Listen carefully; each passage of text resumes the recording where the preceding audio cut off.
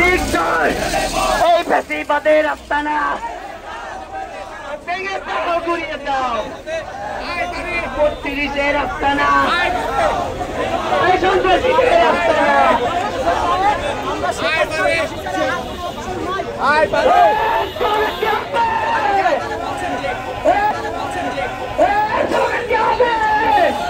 ওই খুনি হাসিনার কি কোনো ক্যাপলা থাকবে?